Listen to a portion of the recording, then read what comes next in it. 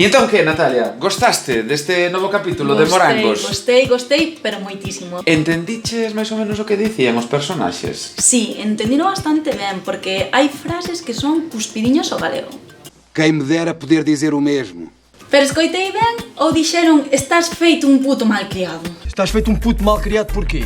Dixeron, pero ollo que se trata dun falso amigo do que logo falaremos. Deixame moito máis tranquila, moitas gracias. Por certo, xa que estamos falando de grazas, que saberías dicir grazas en portugués? Obrigado. Obrigado. Pero pasa unha cousa, eso é se és un home, porque se és unha muller, habría que dicir obrigada. Queres máis carne? Non, obrigada. Si fose graciñas en vez de grazas? Obrigadiña. E moitas grazas como teria que ser? Pois moito obrigada ou obrigadísima.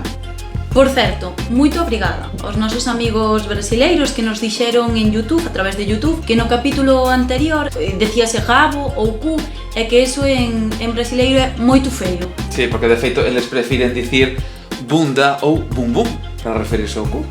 Ben, e xa que estamos cos falsos amigos, veña, imos resolver xa a dúbida dos putos.